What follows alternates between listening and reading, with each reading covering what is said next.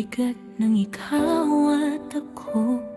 Tinawag kong pagmamahal ang sakit na totoo. Araw-araw kong kinain ang luha sa lalamunan, hanggang ang bigat na mali tinawag kong tahanan. Sabi nila ang umaalis ay tuwag, pero bakit ako ang humihinga ng mas maluwag?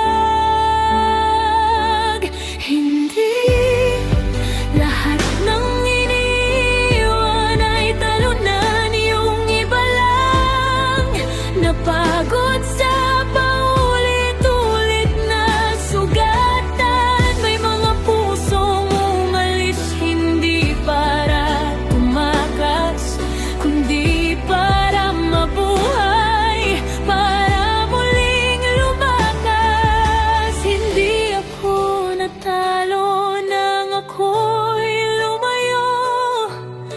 Nanalo ako sa sarili kong pagkatao.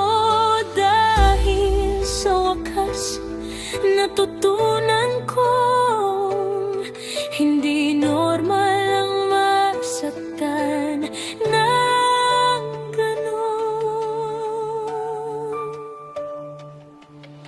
Akala ko pagod lang, yun pala nasasanay sa pag-ibig na tahimik akong pinapatay.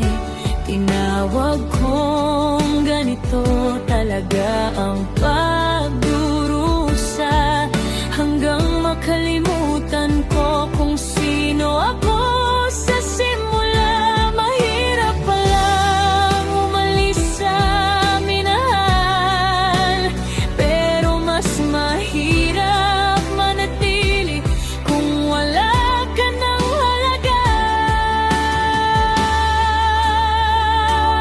Hindi lahat ng iniiwan ay talunan. Yung iba lang piniling magpahinga sandali sa laban. May mga pusong umalis hindi dahil mahina, kundi dahil gusto pang mabuhay.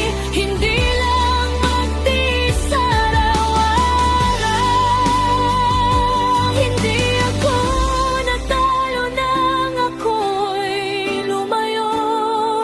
Sa unang pagkakataon huminga ako.